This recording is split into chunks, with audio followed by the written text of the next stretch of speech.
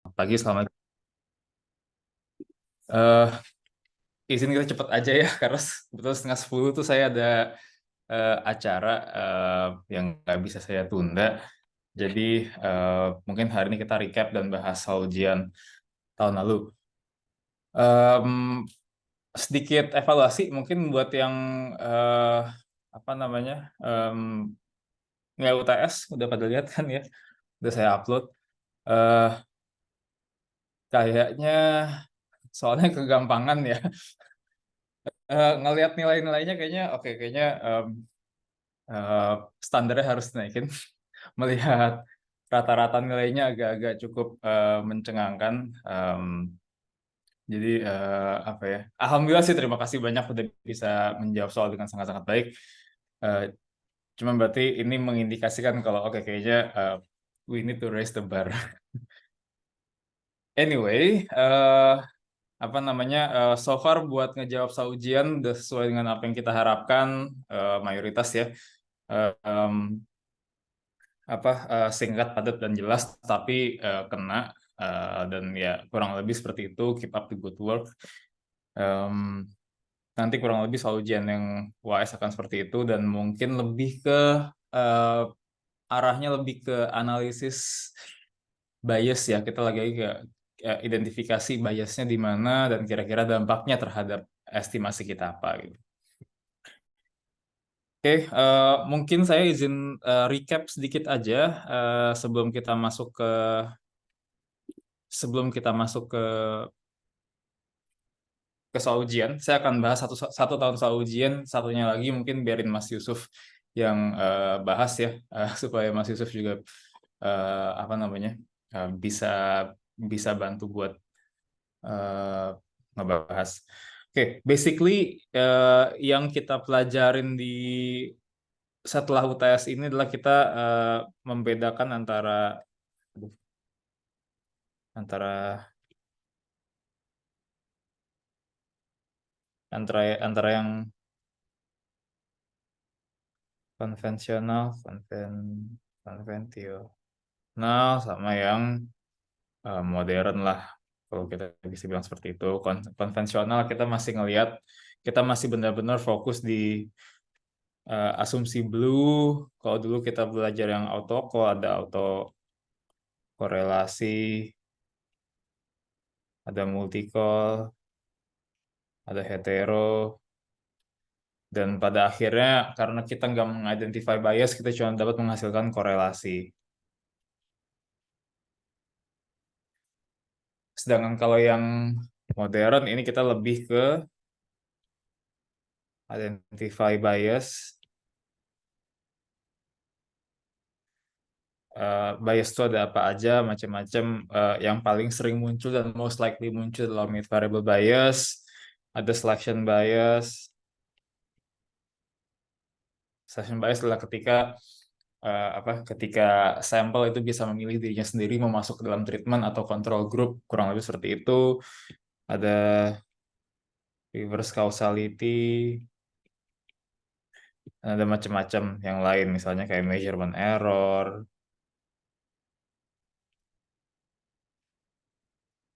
dan seterusnya.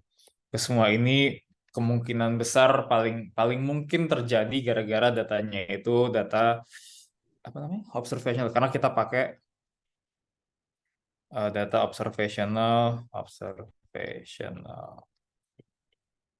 alih-alih pakai eksperimental, di mana datanya itu non random.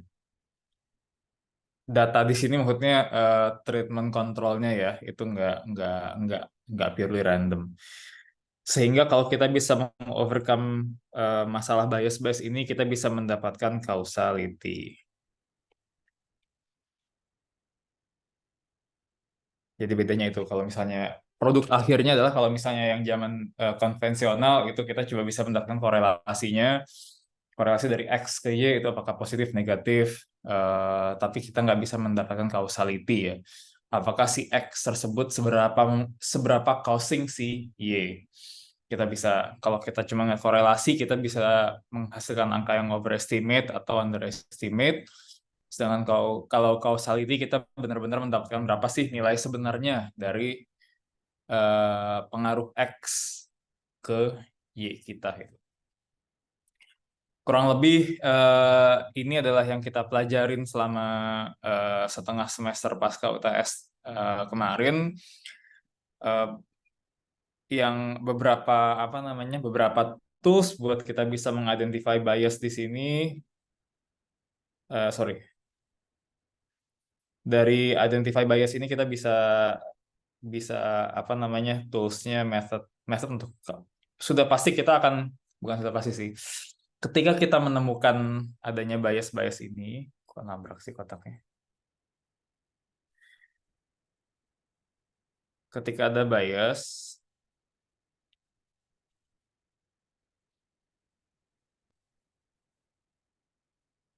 bukan berarti kita jadi nggak bisa melanjutkan penelitian kita, tapi kita harus treatment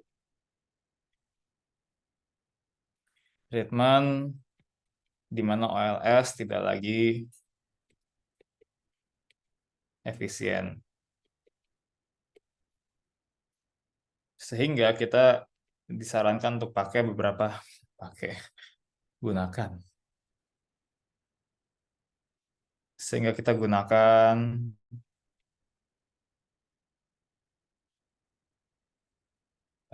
tools, sebagai beberapa tools yang udah kita pelajarin. Di antaranya kita bisa coba pakai counterfactual. Oh, counterfactual itu sebenarnya adalah paradigma ya. Eh, apa namanya? Sebenarnya kita berusaha, bukan bukan sebuah tools, tapi lebih ke pola pikir. Kita coba berpikir kalau misalnya dia, kita putar balik waktu dan kita kita balikin dia menjadi ke dalam grup yang berbeda, either control atau treatment group. Jadi kita bisa dapat average treatment effect-nya berapa. Kemarin kita udah belajarin yang mother smoker ya, ibu merokok, counterfactualnya seperti apa, sehingga coba kita turn back time, kita cari orang-orang yang bentuknya sangat-sangat mirip dengan dia karakteristiknya, kecuali status merokoknya, kita ukur berat, kita selisihkan berat badan bayinya, dapatlah dampak dari merokok terhadap berat badan bayi pada saat itu. Nah, itu adalah yang kita sebut sebagai average treatment effect, di mana treatmentnya adalah merokok. Eh, Kedua, kita juga pakai kapital panel, dan kita belajar, kita kita apa namanya, mulai membiasakan diri dengan panel data kemarin. Ada tiga tools yang kemarin kita pelajarin. Yang pertama adalah fixed effect, di mana kita menselisihkan tiap variabel dengan em, rata-ratanya. Kita juga belajar first difference. Ini mirip, selisihkan tiap variabel dengan eh, T min 1. Jadi first difference dengan fixed effect agak mirip, tapi cuman beda. Uh, Kalau fixed effect kita kurangin dengan rata-rata, kalau first difference kita kurangin dengan T min 1. Kedua ini plusnya adalah bisa eliminate time, unobserved time invariant, sorry.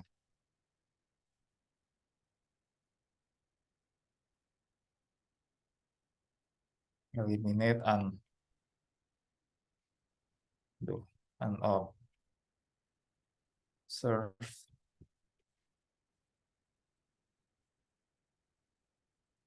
time invariant. Negatifnya adalah kita semua yang konstan akan teromit, akan hilang dari regresi. Eh, Solusi lainnya, kalau misalnya kita kayak kemarin, apa ya, gender gitu loh. Maksudnya misalnya ada gender yang ternyata ngaruh ya, dan punya sumber bias juga. Mungkin misalnya laki-laki lebih uh, risk risk apa risk averse dibandingin perempuan. Kalau dalam konteks kemarin investasi rumah, beli rumah, makanya kita coba pakai LSDV, di mana kita bikin dummy untuk tiap sumber yang kita pikir akan menjadi bias misalnya. Kayak misalnya gender tadi ya, gender mau kita analisis dan kita berpikir kalau laki-laki itu mungkin lebih bias, lebih risk averse dibanding perempuan. Makanya kita pengen tahu berapa sih perbedaan antara laki-laki sama perempuan. Makanya kita nggak bisa pakai FE atau FD, tapi kita bisa pakai uh, uh, LSDV. Ini yang konstan. Saya punya masalah sama pensil saya nih.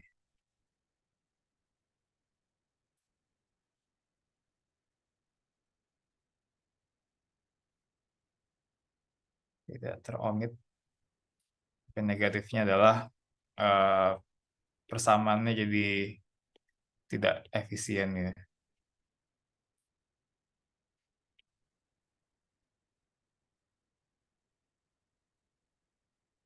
Jadi nggak apa ya, nggak bukannya nggak efisien sih, tapi lebih ke nggak handy aja gitu. Agak sulit buat kita menuliskan segitu banyak dan menganalisis segitu panjang tabel. Terakhir kita juga lagi apa eh, sedikit tambahan kemarin terakhir sebentar sekali sih, tapi eh, ini optional ya di silabus kita tentang eh, cost benefit analysis ala-ala. Jadi ya intinya econometrics itu cuman tools ek, ek, apa sih econometrics ini adalah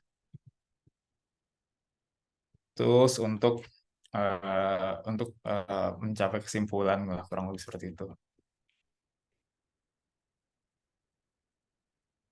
Jadi intinya eh, jangan hanya bahas eh, jangan hanya bahas eh, apa arah apakah dia positif atau negatif, berapa bintangnya dan magnitude, tapi juga implikasinya, apakah magnitude-nya itu that big atau enggak, atau rather small. Intinya intinya ketika kita dapat alfa alfa 0,7 misalnya, apakah alfa tersebut besar atau misalnya 0,003, apakah alfa tersebut kecil gitu loh. Alfa sebenarnya itu kecil atau enggak, besar atau enggak. Nah, itu harus kita bandingkan dengan hal yang lain, misalnya against cost-nya gimana. Misalnya 0,003 tapi cost-nya ternyata sangat-sangat lebih kecil daripada itu, tetap aja benefit-nya akan lebih besar. Berarti go ahead atau eh, compare dengan negara lain misalnya. Negara lain gimana? Kalau misalnya kita produce apa namanya kemampuan produksi kita alpha kita 0,0003, kecil banget kan, tapi kalau dibandingin sama misalnya Timor Leste yang 0,00 sekian, berarti yang lebih kecil lagi, berarti kita punya comparative advantage dengan Timor Leste. Kita akan lebih baik trade dengan Timor Leste dibandingkan dengan negara lain misalnya. Jadi banyak hal yang bisa kita lakukan dengan angka tersebut. Tidak, jadi yang kita mau tahu itu adalah kesimpulan di sininya. Alih-alih kita ngelihat apakah dia positif, negatif, signifikan, angkanya berapa. Tapi yang kita pengen tahu apakah angka ini worth it nggak sih? Eh, Macam-macam. Maksudnya kalau misalnya kita mau bandingin dengan cost, apakah dia worth it? Apakah cost yang kegedean, apakah cost yang kecilan, benefit yang kegedean, benefit yang kecilan, atau kita compare dengan negara lain. Artinya kita mau ngebandingin apakah kita as efficient as negara lain atau tidak. Kalau misalnya kita lebih efisien, berarti mungkin kita bisa, ini beda-beda topik ya, tapi mungkin kita bisa bisa bisa apa namanya, bisa trade dengan negara tersebut, kita punya komparatif atau bahkan absolute advantage dibandingkan negara eh, lain gitu. Jadi intinya yang eh, dalam sebuah karya tulis ilmiah yang kita kejar sebenarnya adalah discussion di sini, bukan bukan tanda ataupun significance. Econometris ini hanya kendaraan untuk mencapai kesimpulan dari discussion di sini. Jadi kurang lebih itu ya Bapak Ibu yang kita pelajarin selama selama eh, setengah semester ini, dengan beberapa detail nanti yang coba kita pick up lagi bahas soal ujian. Ada pertanyaan sampai sini sebelum kita masuk ke soal ujian yang tahun lalu?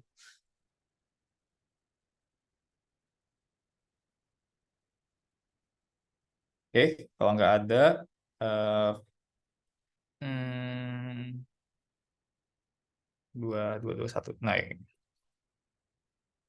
oke, aduh,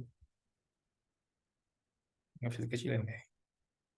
Ya, soalnya masih sama. Ya, soal tahun lalu, soal UAS tahun lalu itu masih sama seperti soal UTS kemarin. Eh, Gimana sih harusnya gini? Soal kecilan nggak? Lumayan kecil, Pak. Ya udah, gini ya. Ya, ini cukup, Bapak. Cuman apa, pendek, saya harus scroll scroll ke bawah. Nggak apa sih. Ya, intinya soalnya masih sama, kayak format soalnya masih sama seperti UTS. Ada soal satu yang benar salah, soal konsep ya. Eh, nggak wajib benar apa ya, maksudnya nggak, bisa jadi ntar pas UAS nggak benar salah sih, jadi bisa aja kayak soal konsep biasa, tapi pokoknya soal satu ini lebih ke konsep, jadi saya nggak menjanjikan pasti akan benar salah. Eh, Bisa aja soal soal soal eh, bentuknya esai juga seperti apa juga bisa, jadi tergantung dosen yang bikin nanti. Soal dua, sama seperti kemarin, dikasih soal cerita di sini soal bla bla bla tentang Kementerian UMK, Koperasi UMKM dan lain-lain. Soal ketiga dikasih hasil regresi. Eh, Ya, kasus juga tapi dikasih hasil regresi. Nah, seperti ini. Nanti akan minta dibahas, em, minta minta diinterpretasikan lah kurang lebih seperti itu. Ada beberapa soal yang harus dijawab based on hasil regresi tersebut. Oke, kita mulai dari soal pertama. Oke, yang satu. Perhatikan dua persamaan berikut. Kita pernah bahas ini di sekolah, di sekolah, di kelas, tentang long sama short regression. Yang atas ini berarti ini adalah yang ada biru. Ini adalah yang short regression. Ini adalah yang long regression. Long regression adalah ketika kita berasumsi kalau Z unobserved eh, unobserved variabelnya itu bisa kita masukkan ke dalam model. Ini ada di bahan, kalau saya nggak salah, di bahan pertemuan 9 dan 10 nih PDF-nya. Nah, eh, ini adalah ketika ini yang unobserved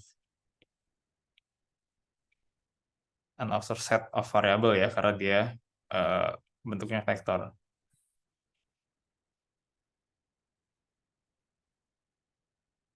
Sorry, set of unobserved variable gimana sih? Struktur kalimatnya salah.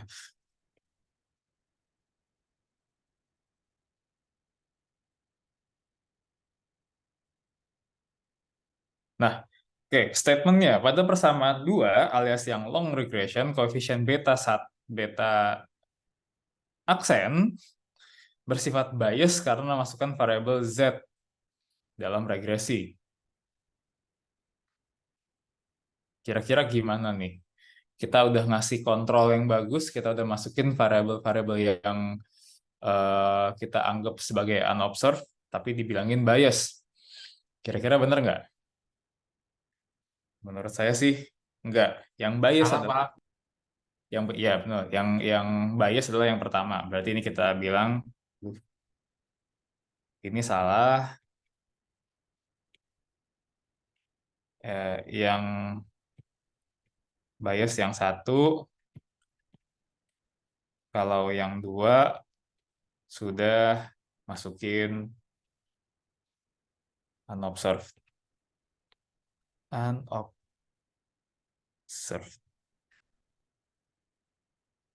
Oke, salah ya. Formula Omidyar variable bias yang menunjukkan hubungan antara estimasi regresi pada model dengan variabel kontrol. Oh, formula Omidyar variable bias menunjukkan hubungan antara regresi eh apa sih? Formula Omidyar variable bias menunjukkan hubungan antara estimasi regresi pada model dengan kontrol variabel yang berbeda. Oke, fine. Meskipun besaran bias ditentukan, namun arah bias seperti diketahui dengan dua elemen, yaitu satu, besaran hubungan antara omit variabel dengan variabel outcome y, which is theta, dan besaran hubungan antara omit variabel dengan x of interest, yaitu delta. Ini juga di materi yang saya kayaknya nggak sempat sedalam ini waktu ngebahas, tapi itu ada di um, week 9 dan 10 di tabel, ada bentuknya tabel. Nah, ini formulanya OVB ya, waktu itu kan sempat saya turunin yang nggak jelas itu, yang panjang banget. Believe me, ini nggak bakal keluar, tapi mungkin yang di sininya. Implikasi dari persamaan tadi adalah ini, direction of bias. Tadi diminta apa? Eh, em, besaran hubungan. Oh, dia nggak nanyain arahnya ya. Berarti besaran hubungan antara variable bias theta dan delta. Which is kalau kita lihat di sini adalah delta dan theta itu bisa bisa kita duga untuk ngelihat arah dari biasnya. Berarti statement tersebut benar. Benar.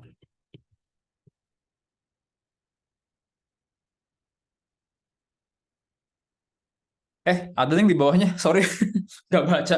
Arah bias adalah, sorry, belum baca. Arah bias adalah, ya ini contoh yang salah ya, nggak baca soal dengan sempurna. Gimana sih? Nggak bisa ngapus. Ya udah. Arah bias adalah upward bias atau positive bias ketika delta dan theta, eh, itu apa? Eh, Theta dan delta ya, memiliki tanda positif atau yang berbeda. Upward bias positif kalau kalau tandanya berbeda. Kalau tandanya berbeda berarti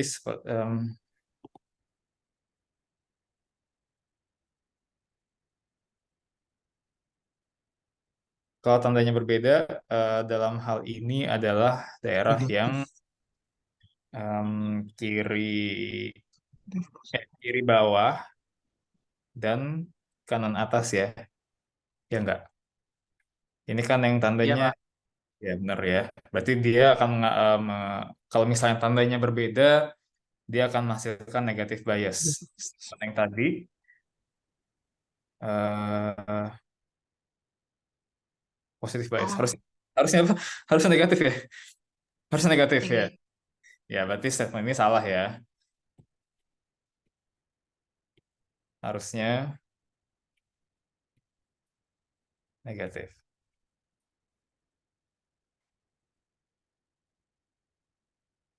Oke, yang C. Jadi tahu ya, jadi bagian-bagian yang harus dimasukin dalam cheating sheet adalah yang kurang lebih seperti itu ntar. Terus yang C, strategi controlling for untuk mengurangi omit variable bias mensyaratkan penggunaan good controls dalam regresi. Good controls adalah variabel yang dianggap sebagai mempengaruhi variabel outcome Y dan variabel tersebut berkorelasi dengan variabel X of interest. Artinya ini kita eh, memasukkan variabel yang bisa mengurangi OVB ya. Andai kata variabel tersebut kontrol yang mempengaruhi Y dan berkorelasi dengan X tidak kita masukkan, artinya kita akan punya masalah OVB. Dalam konteks ini berarti kalau misalnya kita masukin variabel tersebut, kita akan punya kontrol yang good. Bagus, berarti statement ini benar. Yang D, salah satu keuntungan menggunakan panel fixed effect regression model adalah mengurangi masalah identifikasi. Adalah mengurangi masalah identifikasi yang disebabkan oleh mengurangi masalah yang oke lah, mengurangi masalah yang disebabkan oleh OVB, khususnya yang disebabkan oleh time variant omit variable. Oke, kemarin kita sempat dapat contoh yang kalau gender adalah time invariant. Sorry, bukan gender kemarin, selera. Selera adalah hal-hal yang bisa kita hilangkan karena rata-rata dari selera antara tahun 2010, 11, 12 sampai 2020 itu akan sama. Tapi bagaimana dengan misalnya pandangan politik misalnya? Mungkin di 2014 eh, saya suka dengan partai A, tapi karena ketahuan korupsi sebelum tahun 2014 saya suka dengan partai A, tapi karena sebuah kasus 2014 sampai 18 saya suka dengan partai B, 18 sampai 20 saya suka dengan partai C. Nah, kesukaan saya dengan sebuah partai itu nggak bisa dihitung, tapi berubah-berubah tiap tahunnya. Artinya dia time variant. Statement ini bilang OVB-nya hilang karena, panel bisa menghilangkan time variant omit variable. Which is enggak kan? Karena rata-rata dari pandangan saya terhadap sebuah pandangan partai politik saya itu berubah-ubah. Rata-rata eh, politik 10, 11, 12, 13 tidak sama dengan rata-rata dari pandangan politik saya. Artinya dalam konteks ini fixed effect nggak bisa menyelesaikan masalah tersebut. Artinya statement ini adalah salah. Harusnya time yang dia hanya bisa menyelesaikan yang time invariant. Invariant.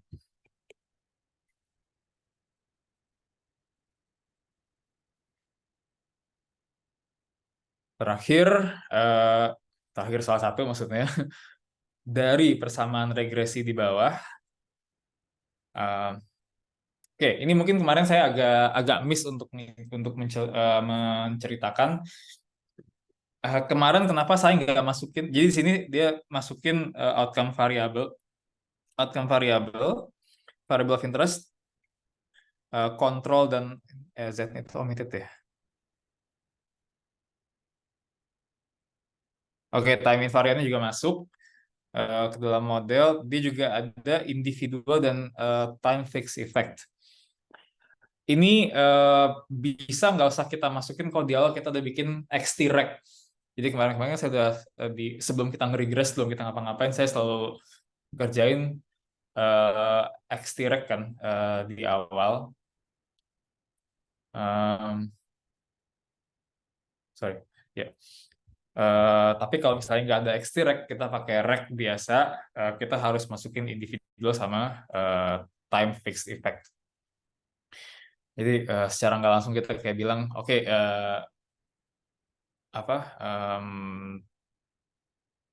kita ngedefine mana sih variabel mana yang menentukan panel individunya, variabel mana yang menentukan variabel waktunya. Anyway, model ini mencakup delta I. Aduh, saya nggak hafal huruf Yunani itu delta ya. Delta I yang menangkap individual unobserved factors dan ini apa lagi ya? Omega, Pak.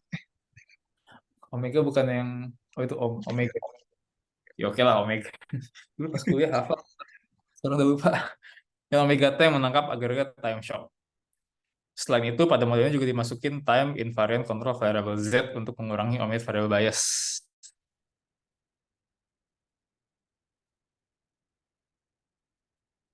Eh,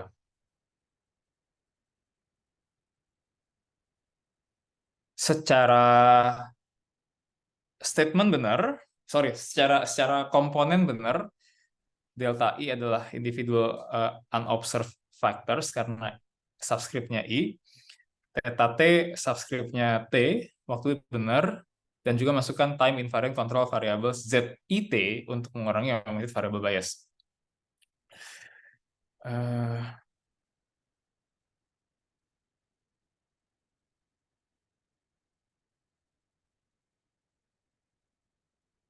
ya, yeah. So far saya nggak ngeliat dari kesalahan di model ini, saya akan bilang ini jawabannya benar.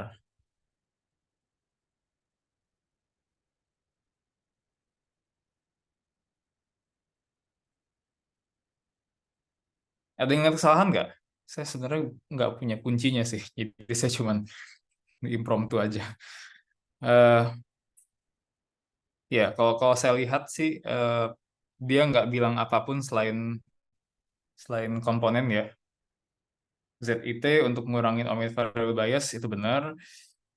Ya walaupun nggak sepenuhnya benar sih, karena eh, nggak apa sih, itu masih masih arguably benar. Jadi saya akan bilang statementnya benar sih. Ada yang nggak setuju? Karena kayak nggak ada statement lain ya. Itu cuman bilang, cuman menentukan komponennya apa aja ya. Oke, anyway, so far saya anggap ini sebagai benar. Soal 2.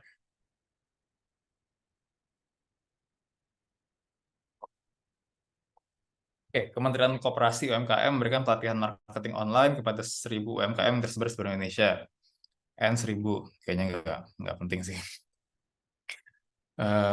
Marketing online berarti ini treatment variabelnya. Program tersebut berjalan secara serentak dan Kementerian meminta bantuan untuk mengestimasi dampak pelatihan marketing online terhadap penghasilan. Berarti ini adalah outcome variable.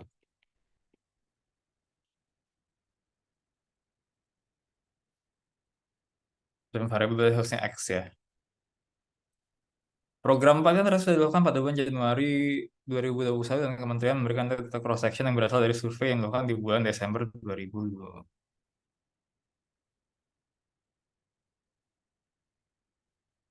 Yang berasal dari data cross section survei yang dilakukan di bulan Desember 2021. Oh, di akhir tahun ya. Oke.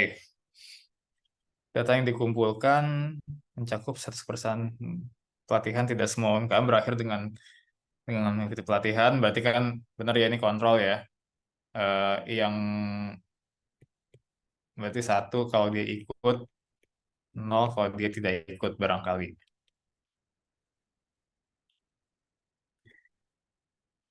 Aduh, dari sini aja berarti kita udah bisa ngelihat ada selection bias nih di sini.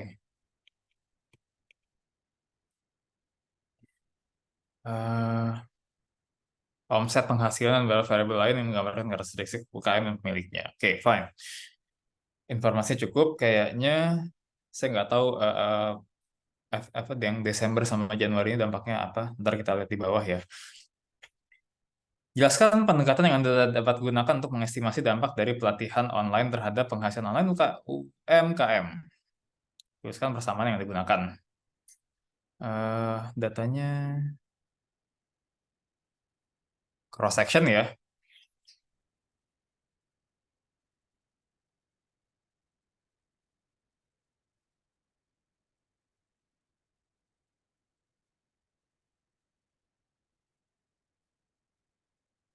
Oke.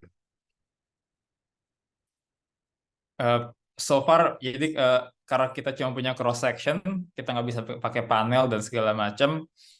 eh, untuk yang poin A ini kita akan coba pakai em, pakai persamaan standar aja, berarti omset IT sama dengan alfa 0 plus alfa 1 pelatihan IT plus alfa 2. Berarti kontrolnya apa aja ya? Nggak dibilang ya di atas ya. Dan beberapa variabel lain. Oke lah, kita bikin kita bikin vektor aja kalau gitu supaya nggak disalahin. Dengan theta I T vektor beta plus IT, di mana theta IT adalah vektor kontrol variabel. Tuliskan bersama. Oke.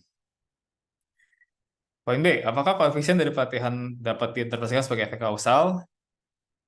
Karena udah jelas ada selection bias, berarti tidak ya. Tidak, karena ada selection bias,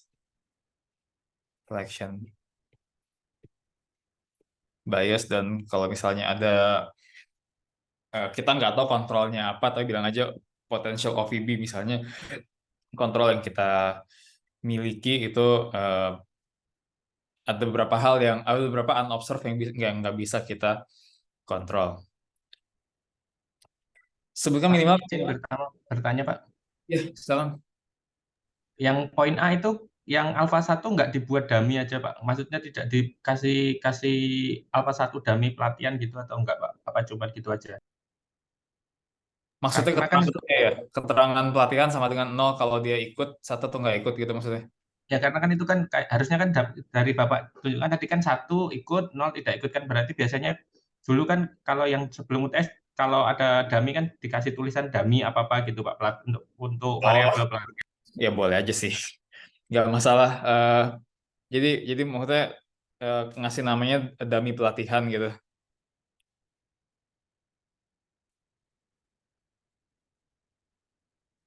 Gini maksudnya Mas. Enggak, ya ya maksudnya kan dulu kan seingat saya kalau ada dummy itu dikasih petunjuk kalau bahwa itu adalah variabel dummy gitu kan Pak. Maksudnya kalau tadi kan cuma pelatihan aja gitu kan Pak. Ya gitu sih maksudnya. Nanti nanti kan di bawah kan ada biasanya ditulisin satu ikut, nol tidak ikut gitu Pak ya. Hmm. Maksudnya petunjuknya apa Mas? Di bawah gitu. Jadi kayak di bawah theta itu saya juga tulis pelatihan sama dengan nol kalau tidak ikut, sama dengan satu kalau ikut gitu. Maksudnya nanti kalau kita menjawab tuh sebaiknya dikasih petunjuk itu variabel dummy enggak gitu Pak, apa cuma nulis Ya, ya. pelatihan gitu aja. Ya, ya. Oke, full mark kalau misalnya ada apa namanya, ada petunjuknya lengkap ya. Tapi maksudnya kalau nama variabel hanya pelatihan pun nggak ada masalah. Eh, jadi kalau tanpa, ya full marknya adalah kalau dikasih petunjuk sih, kita kita jelaskan sejelas-jelasnya gitu. Kalau si pelatihan tersebut adalah nol kalau dia nggak ikut pelatihan, kalau satu kalau dia ikut pelatihan. Gitu Mas Danang, gitu nggak sih maksudnya? Ya, ya gitu Pak maksud saya. Kalau bagaimana petunjuk kita menjawabnya gitu loh Pak. Ya, Biar ya. biar tahu kalau bahwa itu dummy kan berarti kita ngasih petunjuk kalau bahwa pelatihan Ya, nol. ya, ya. Oke, full marknya begitu Mas Danang. eh, akan dapat nilai 5 kalau sorry 5 ya. Ya 5 kalau misalnya memang semuanya lengkap gitu. Nah, sebutkan minimal 3 kontrol variabel apa ya? Ini silakan sekreatif mungkin, tapi dengan argumen kalau memang si kontrol tersebut bisa ngaruh ke Y dan juga dia berkorelasi dengan X. Dengan dia ikut atau enggak. Mungkin misalnya kayak desa kota, atau misalnya gender, atau misalnya sektor. Mungkin kalau desa kota, orang-orang yang tinggal di kota akan lebih mudah terjangkau sama kementerian, sehingga mereka jadi lebih bisa ikut training, dan tentunya di kota omset orang akan lebih besar. Satu. Gender, mungkin perempuan lebih takut keluar rumah dibandingkan laki-laki, atau mungkin nggak dapat izin dari suaminya, sehingga dia jadi lebih susah buat ikut pelatihan. At the end of the day, laki-laki perempuan juga akan berdampak pada omset. Mungkin I don't know, perempuan mungkin lebih lebih teknik marketingnya lebih bagus, saya nggak tahu, atau mungkin perempuan lebih sering ninggalin warungnya dibandingkan laki-laki karena dia harus ngurusin anak, sehingga ketika warungnya kosong omsetnya turun dan lain-lain. Silahkan argumennya, silahkan sekreatif mungkin. Sektor pun juga begitu, mungkin buat nelayan, karena dia usahanya di laut, mungkin dia akan lebih punya limited time buat bisa ikut UMKM dibandingkan dengan orang-orang yang punya all shop misalnya. Dan di saat yang sama, nelayan mungkin akan punya income yang lebih sedikit dibandingkan orang-orang yang punya all shop. Atau sebaliknya, saya nggak tahu. Tapi silakan di argue aja gitu loh. Ini plus argumennya masing-masing ya.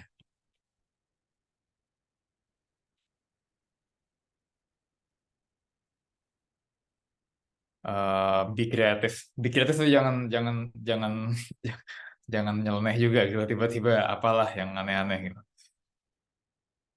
Oke, apabila ternyata kementerian juga punya baseline survei. Nah, baseline survei ini berarti yang kita sebut sebagai baseline survei adalah T sama dengan nol ya. T nol. Jadi ketika eh, tadi kan treatmentnya dikerjain, trainingnya dilakukan tahun 2021 Januari. Baseline itu adalah survei yang dilakukan sebelum Januari 2021. Anggaplah mungkin Agustus 2020. Artinya kita akan punya data, misalnya baseline-nya adalah, bentar, harusnya nggak di sini nulisnya ya.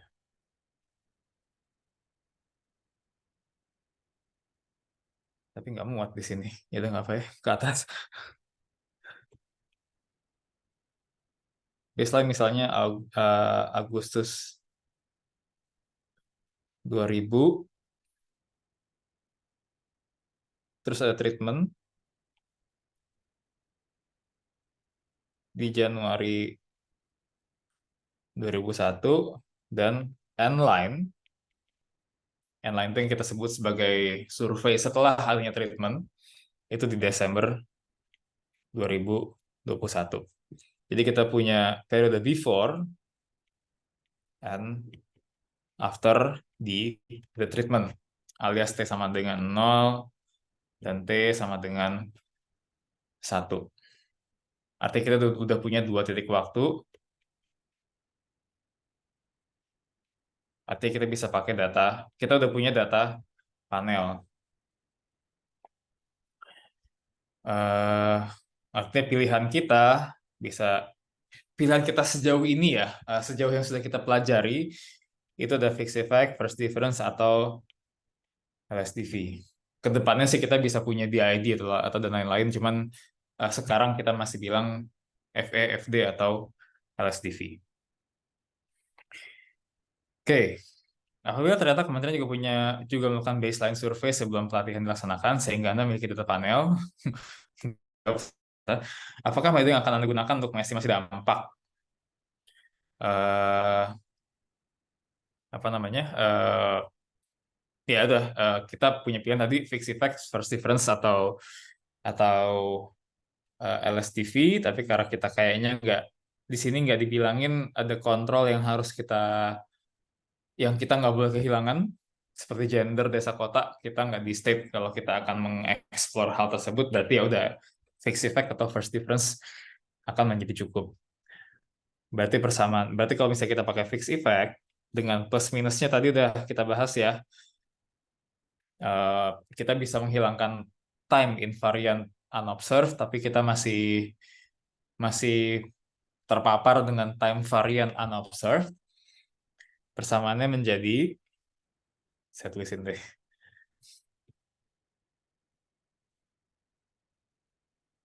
Kalau fixed effect, time invariant unobserved hilang, Negatifnya yang time varian unobserved masih ada.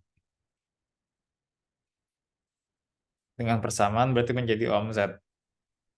IT sama dengan alfa 0 plus alfa 1. Pelatihan plus saya mungkin akan memberikan nilai yang lebih tinggi kalau misalnya D sama C-nya konsisten ya. Berarti alfa 2 desa, kota ya, ya desa sama aja lah. Dami desa yang saya sebutkan di poin C, plus alfa 4 gender, plus alfa 5 sektor, plus, nah yang fixed effect seperti yang di atas tadi ya, kita harus mendefine individual sama time fixed effect-nya dalam hal penulisan. Berarti sektor IT, pelatihan IT, jangan lupakan subscript. Di sini saya lupa. Delta I, which is adalah aduh, individual fixed effect, plus, tadi apa di atas? Ikutin aja deh. Omega T, yang mana ini adalah time fixed effect, plus error IT. Oke, silakan dijelaskan full mark lagi, nilai sempurna kalau misalnya penjelasan lengkap ya. Pelatihan udah dijelasin di atas, desa kota itu apa, gender itu apa, sektor itu apa, delta I itu apa, omega T itu apa, error IT apa. Oke. Soal 2 ada pertanyaan?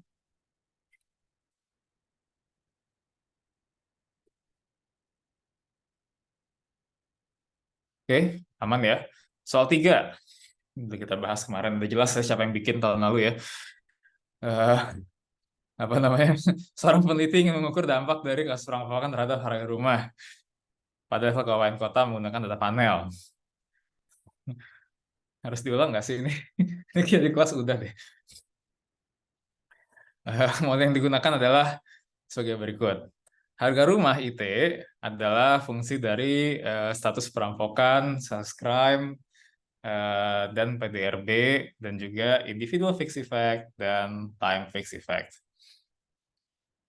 Ya, ini sedikit huruf Romawinya sedikit berbeda, tapi nggak masalah. Yang penting adalah subscriptnya. Mau pakai huruf Romawi apapun, tapi yang ngasih tahu kita mana individual fixed effect dan time fixed effect adalah subscriptnya. Ini adalah I untuk individual, ini adalah T untuk time. Silakan mau pakai huruf Yunani apapun, tapi subscript nggak boleh salah ya. Oke, dengan bla bla bla penjelasannya, I adalah indeks untuk wilayah I, T adalah indeks untuk tahun T, rumah adalah rata-rata harga rumah dalam LEN, perampok adalah rata-rata kasus perampokan per bulan, berarti level ya. eh eh, ini maksud theta, theta I adalah individual fixed effect dan delta T adalah time fixed effect. Jawablah pertanyaan berikut menggunakan hasil regresi A dan B pada lampiran di halaman terakhir. Di halaman terakhir ada tabel A dan tabel B. Dari sini kita bisa lihat tabel B ini adalah yang udah pakai uh, fixed effect, tabel A most likely berarti adalah hanya WLS. Pertanyaan pertama, jelaskan identifikasi bias yang mungkin terjadi pada model tersebut. Oke, kalau kita dari perampokan, uh, saya mungkin nggak akan berargue kalau ini ada selection bias. Uh, apa ya? Orang mungkin nggak akan memilih untuk masuk ke dalam grup yang manapun, tapi mungkin yang paling mungkin adalah di sini OVB. Di sini mungkin lebih ke um, uh, I don't know, be kreatif mungkin kalau sekarang saya mau bilang status pamer mungkin. Pamer bakal ngaruh ke rampok. Bayangkan kalau ada orang yang rumahnya di depannya eh, ada lampu kristal dan lain-lain segala macam, pasti itu akan mengindikasikan ke rampok, oh ini adalah rumah orang kaya gitu. At the same time, pamer juga mungkin bakal ngaruh ke harga rumah. Semakin bling-bling rumahnya tentunya, semakin bling-bling rumahnya, semakin banyak ornamen yang mengisyaratkan rumah itu rumah mewah, tentunya harganya juga akan naik. Itu mungkin salah satu OVP yang bisa ngaruh ke baik ke X dan juga ngaruh baik ke Y. Nggak cuma pamer, mungkin be kreatif, be critical, kira-kira apalagi sih yang bisa ngaruh ke harga rumah. Pamer ini mungkin lebih ke apa ya? eh, apa ya bahasa akademisnya ya? Eh, eh, saya mau ngomongin culture tapi nggak culture juga sih, lebih ke norm kali ya. Mungkin norm norm buat orang buat pamer gitu versus itu kan kayak kebiasaan gitu, kebiasaan di kawasan tersebut. Kebiasaan nggak bisa kita masukin ke dalam model. Misalnya ada yang bilang, Pak, tingkat kekayaan misalnya. Semakin kaya sebuah kawasan, mungkin akan semakin tinggi kasus rampoknya, dan orang kaya juga mungkin harga rumahnya juga akan semakin mahal. Tapi misalnya, saya nggak argue tingkat kekayaan itu bisa kita proxy pakai PDRB, berarti kita nggak punya masalah VB di situ. Karena kan PDRB, sorry, ini PDRB ya, ini PDRB, bukan PDRB per kapita. Beda lagi kan ya antara PDRB sama PDRB per kapita. Nah mungkin dalam konteks ini kita juga bisa tambahin wealth ya, status kekayaan. Ini juga ngaruh ke rampok, dan ini juga mungkin ngaruh ke harga PDR per kapita. Atau mungkin ya ya kayak gitu. Itu mungkin argumen kita karena data yang di sini adalah PDRB, bukan PDR per cap. Oke, poin A. Lalu dengan mengasumsikan theta i dapat berkorelasi individual fixed effect ya, dapat berkorelasi dengan variabel lainnya, jelaskan apa saja yang mungkin terkandung dalam theta i dan bagaimana hal tersebut mempengaruhi keputusan untuk maksudnya apa sih? Oke, theta i ini sebenarnya em, apa namanya?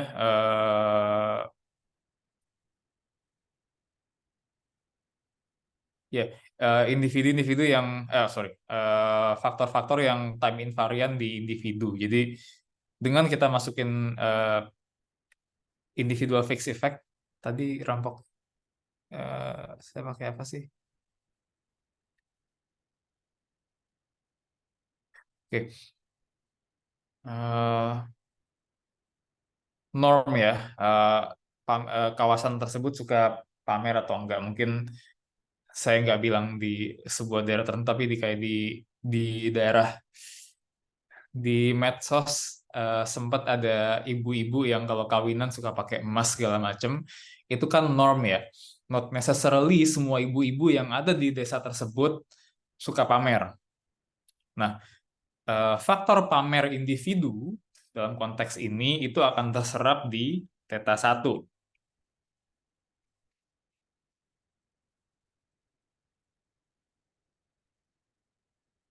Misalnya. Jadi anggaplah kita bisa bilang, oh satu daerah itu ini deh, apa namanya tuh yang Tuban ya, yang waktu itu tanahnya dibeli sama Pertamina, PRPP.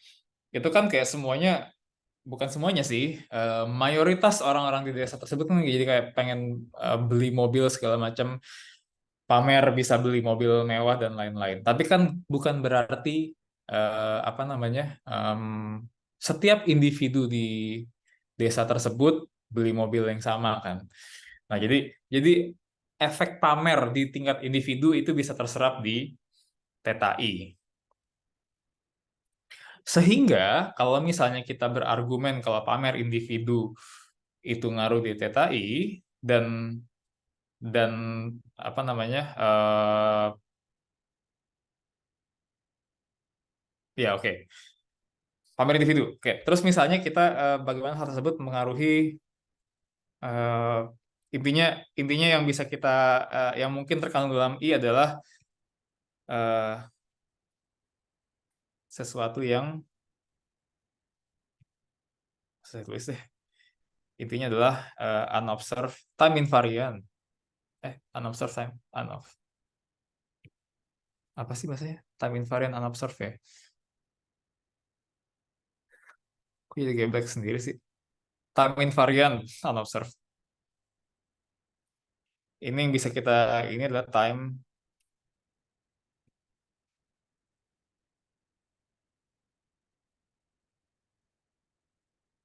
unobserved di tingkat individu.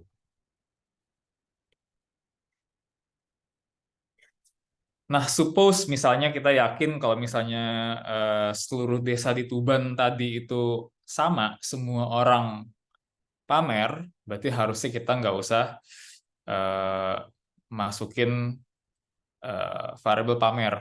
Kita nggak punya masalah OVB dari pamer, tapi misalnya kita kita apa namanya kita yakin pamer tadi itu beda-beda, berarti kita harus masukin kita harus meng-acknowledge kalau ada masalah OVP dari hal panel, dari eh, channel panel, channel pamer maksudnya.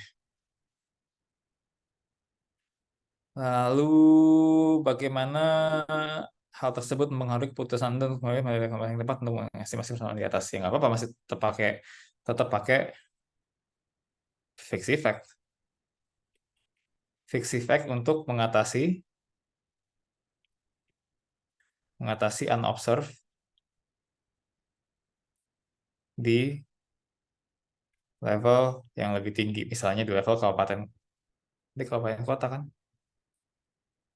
I-nya itu apa? Oh, wilayah ya. Di level yang lebih tinggi misalnya.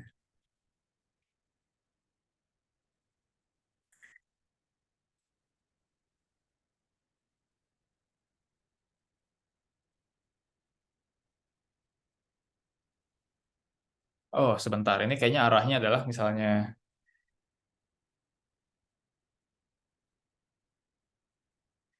maksudnya apa sih?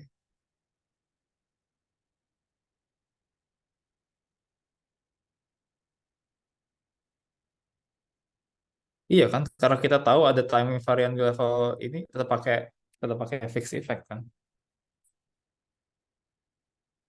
Iya, udah pakai fixed effect aja lah. Maksudnya apa sih? Saya juga nggak terlalu ngerti nih maksud soalnya apa. Nggak ditanyain penyebab ya kan? Ya udah pakai fixed effect aja. Karena ada ya ada OVB di tingkat yang lebih tinggi misalnya. Nggak tahu, saya nggak terlalu nangkep nih maksudnya apa. Toh di atas udah fixed effect juga toh. Pakailah fixed effect.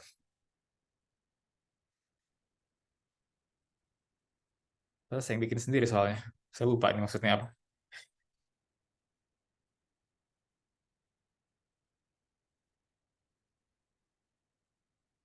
Iya, maksudnya pakai fixed effect terus. Anyway, sudahlah. Oke, kenapa kita harus tambahin time fixed effect dalam model tersebut? Jelas, sama seperti theta I, kita mungkin bisa ngelihat adanya hal-hal yang berbeda antar tahun.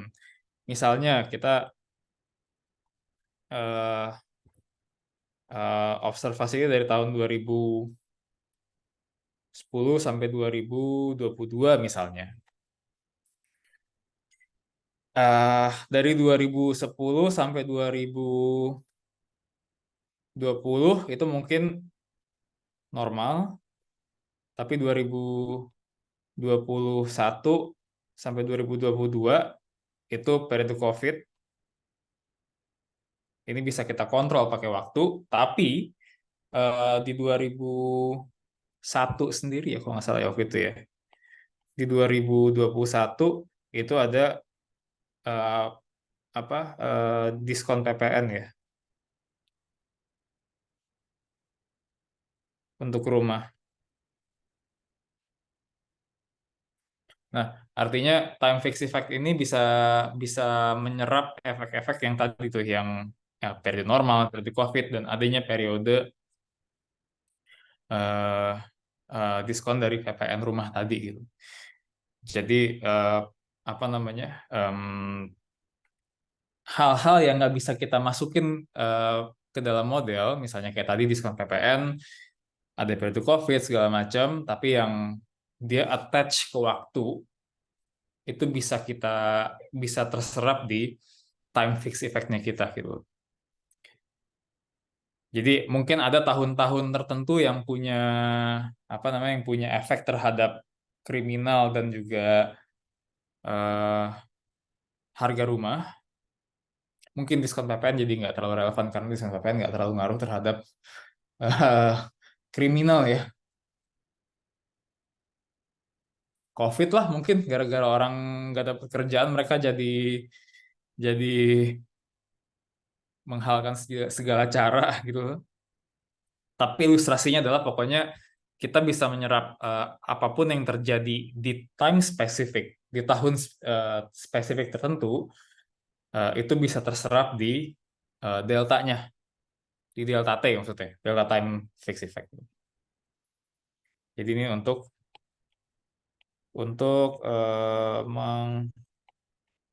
menghilangkan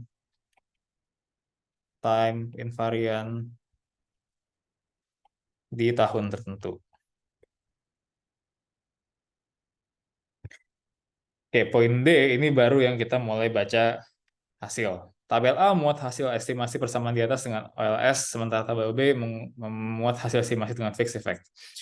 Manakah model yang terbaik menurut Anda? Jelaskan selisih antara kedua si model tersebut, bias yang ada pada model yang Anda pilih, dan interpretasikan koefisien regresi. Panjangnya soalnya ya. Model terbaik. Mungkin kita berangkat dari tentunya untuk jawab model terbaik, tentunya kita pakai yang fixed effect karena kita tahu ada bias ya. Bias S yang kita jawab di S number 3A. Kita udah bilang ada identifikasi, makanya kita harus pakai fixed effect. Selisih antara kedua model. Oke, ke bawah. Harga rumah koefisien rampok kalau pakai OLS nilainya 0,03, kalau pakai fixed effect nilainya 0,024. Artinya misalnya kita nggak meng-acknowledge adanya bias, kita regress pakai OLS, kita akan menghasilkan dampak apa namanya? Ini eh, bukan plus. Kita dapat angka yang lebih besar daripada seharusnya 0,3, padahal seharusnya cuma 0,02. Berarti kita dapat akan menghasilkan upward bias kalau pakai OLS. Interpretasi koefisien regresi dari model yang terbaik menurut Anda. Berarti yang terbaik adalah yang tabel B, berarti interpretasinya adalah tiap kenaikan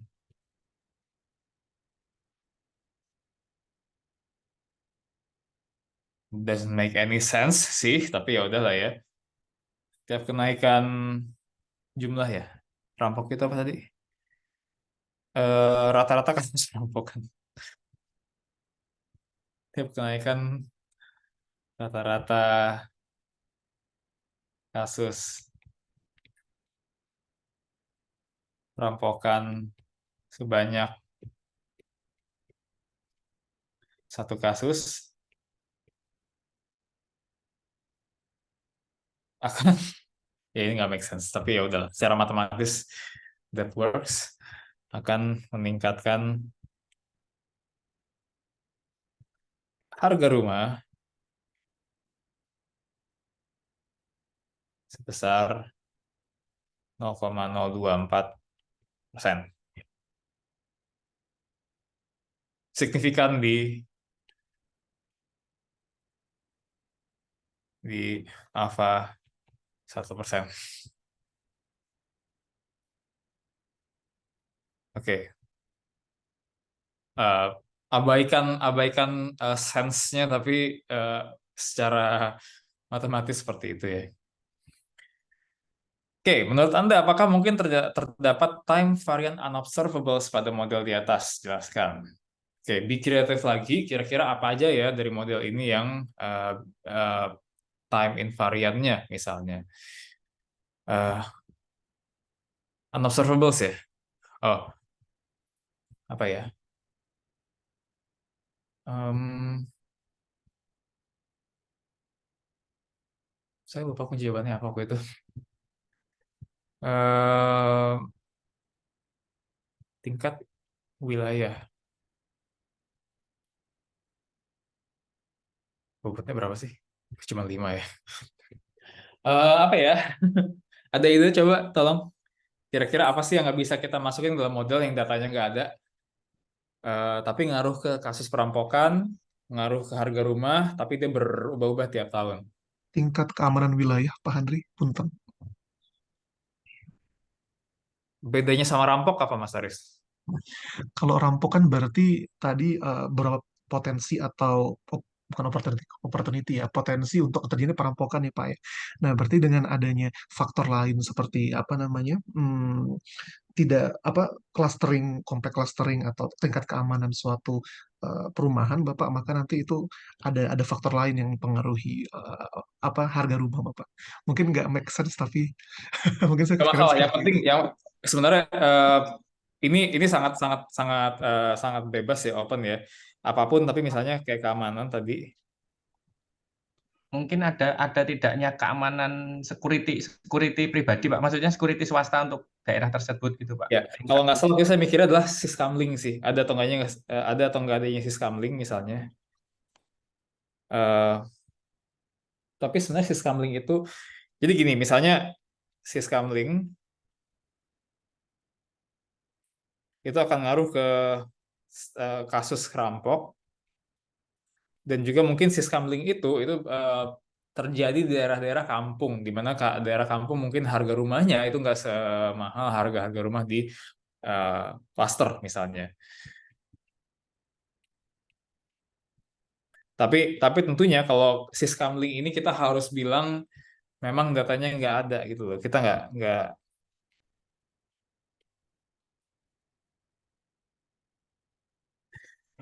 karena sebenarnya syscamling sendiri, community watch program itu sebenarnya ada di FLS. Tapi misalnya misalnya untuk levelnya wilayah kecamatan misalnya, IFS ini hanya di level kabupaten kota. Kalau kita observe di level, sorry, I-nya sama dengan kecamatan,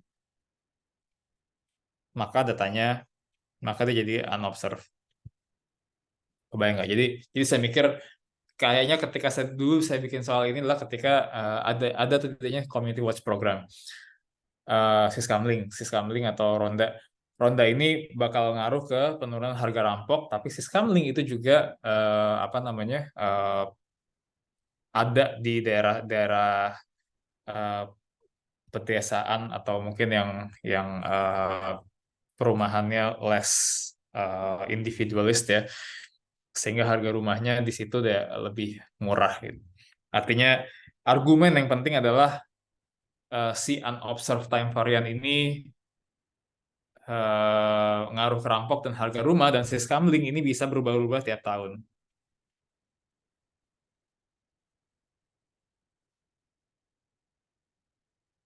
Mungkin tahun 2010 ada syscamling, tahun 2022 nggak ada syscamling, 2023 dan seterusnya ada lagi, dan lain-lain. Artinya nggak berubah-berubah tiap tahun statusnya.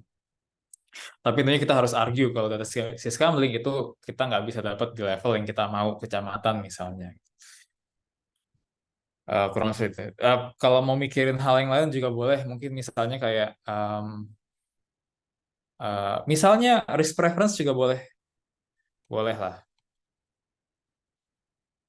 Misalnya kita argue risk preference. Duh, ketika orang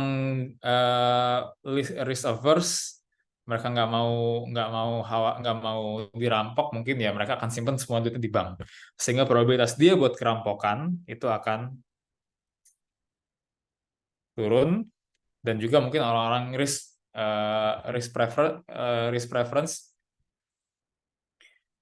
risk averse, itu mungkin mereka akan lebih lebih apa ya, lebih lebih menginvestasikan duitnya di sektor yang lebih, di aset yang lebih tangible mungkin, alih-alih ke saham dan lain-lain, sehingga mereka mungkin makin banyak orang yang risk averse di daerah tersebut, mereka beli properti, harga rumah juga akan naik. Mungkin di situ ya. Data risk preference tidak, data juga nggak ada.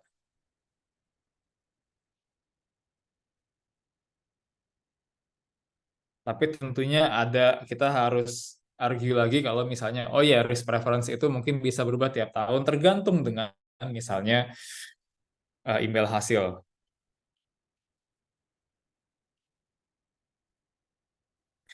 Imbal hasil obligasi, apa, BI rate, reverse repo. Misalnya gini, ketika tiba-tiba saya orangnya risk averse, ketika BI rate cuman 3% misalnya, cuman 3%, imbal hasil obligasi paling berapa sih gitu. Ya udah saya beli ke rumah aja gitu. Tapi kan ketika inflasi naik, misalnya gara-gara COVID, sekarang BI rate belum naik sih, belum naik signifikan sih. Ketika BI rate naik sampai misalnya sampai 7%, oh saya akan lebih tertarik buat buat buat invest di obligasi alih-alih rumah karena lebih liquid gitu. Um, Sehingga dalam konteks tersebut dia menjadi time varian. Bisa berubah-berubah tergantung dengan berapa BI rate yang terjadi.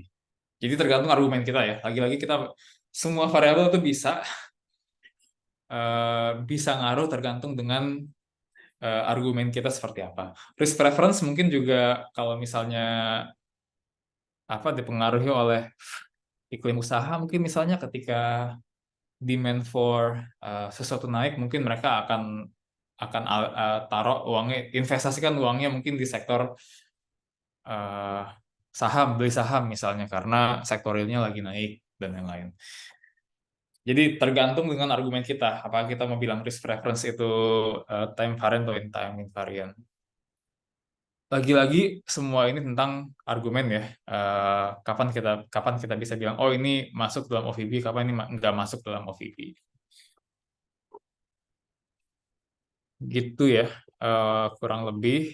Eh, Sama halnya juga begitu nanti di tesis. Tesis itu it's all about argument. Eh, Pastikan setiap argumennya itu kuat. Kenapa kita bisa bilang dia selection bias? Kenapa dia bisa pindah-pindah antara treatment group sama control group? Kenapa kita bisa bilang ada OVB di sini? OVB karena oh ya, syscombling itu penting, tapi kita nggak punya datanya. Eh, tapi kalau datanya ada, berarti kita masukin. Risk preference juga penting, nggak ada datanya, tapi mungkin orang-orang itu bisa berubah sehingga dia jadi time variant.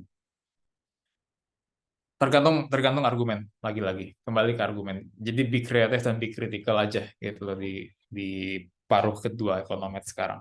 Cuman idenya adalah lagi-lagi ketika ada variabel yang nggak masuk ke dalam model for whatever reason dan dia ngaruh ke X dan ke Y at the same time, itu ada OVB di situ. Tinggal kita mengargue apakah memang variabel tersebut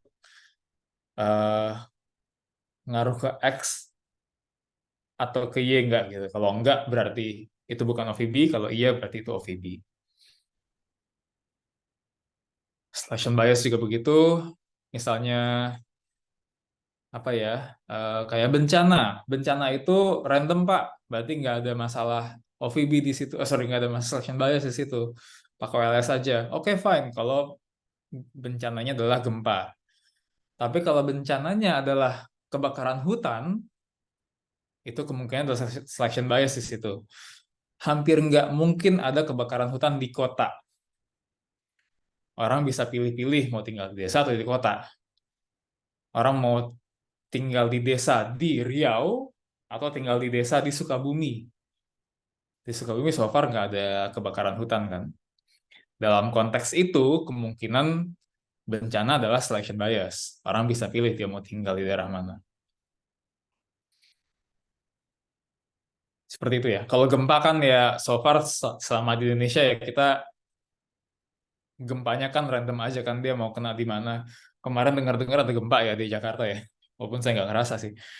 Eh jadi bisa mau tinggal di kota, mau tinggal di desa, mau tinggal di Jawa, Sumatera itu bisa kena gempa di Indonesia. Again, walaupun kita juga bisa milih tinggal di Kalimantan, karena Kalimantan nggak masuk ke dalam Ring of Fire ya. Tapi ya itu agak terlalu, ya nggak tahu sih. So far sih gempa masih dianggap exogenous sih, masih dianggap random sih so far sejauh ini. eh Ya seperti itu. Kurang lebih gitu ya. Recap dari pertemuan kita selama kayaknya cuma 4 semester mengcover empat pertemuan yang mengcover 7 materi. Semoga bisa dipahami, semoga masih bisa mengerjakan sebaik ketika mengerjakan UTS kemarin. Ada pertanyaan sampai sini? Buat yang 2 semester sebelumnya saya akan kasih ke Mas Yusuf ya untuk dibahas di kelas nanti. Ada pertanyaan Bapak Ibu sampai sini? Oke, kalau nggak ada kita nggak ketemu lagi. Semoga nggak ketemu lagi di ekonometrika terapan. Apa? Artinya Bapak Ibu semua, eh, saya saya punya harapan yang cukup baik melihat nilai yang kemarin. Semoga kita nggak ketemu lagi di ET. Kita masih ketemu lagi besok di PKA dan nanti di FPI dan mungkin kalau di semester depan kalau saya di assign mata kuliah lain mungkin Propsem atau EKE mungkin kita ketemu lagi. Eh, Oke, kalau nggak ada pertanyaan, terima kasih banyak Eh, Bapak Ibu. Mohon maaf kalau ada kekurangan di kelas EP. oh Kita iya, masih mohon ketemu lagi izin, nanti. mohon izin Pak Eh, Handri. semoga semoga ilmunya ya, kenapa? Mohon maaf Pak, Kenapa tadi Mas Aris? Bapak memberikan arahan sudah ada nilai siap NG ya Pak ya untuk UTS. Udah saya emang belum bisa lihat ya. Belum Bisa masuk Pak, Pak. belum Udah, publish Pak. kayaknya saya belum publish kayaknya. Oke, saya publish habis ini. Izin Eh, Pak. Nanti tolong kita foto Pak. Kita kan belum print screen ini kan Bapak terakhir di mana itu oke. ET Ekonometrika, ini. ya. Hintnya rata-rata ET di atas 85 kok. Oh, Rata-ratanya UTS kemarin. Rata. Alhamdulillah. Alhamdulillah. Terima kasih Pak pengajaran ini. Makanya saya jadi agak khawatir soalnya terlalu mudah ya. Oke, udah. Silakan kalau mau print screen, mau saya sudahi soalnya. Monggo Mas Makasih. Danang, monggo Mas Danang. Kok tiba-tiba banyak yang muncul ya? Waduh, ada yang di mobil. Menuju kantor ya Mbak Desi. Masih ngantor ya. Gara-gara kelas online aja bisa ngantor ya. Satu, Oke, dua, satu, dua. saya juga deh. Terima kasih Pak. Sip. Terima kasih Terima Bapak. kasih Bapak Ibu semuanya, ketemu lagi besok ya di kelas Pak Andri. FPI. Terima Terima kasih kasih Pak Andri. banyak. Selamat pagi. Pagi Assalamualaikum Pak. warahmatullahi Terima kasih. Salam wabarakatuh. Terima kasih. Terima kasih Bapak. Waalaikumsalam. Mari.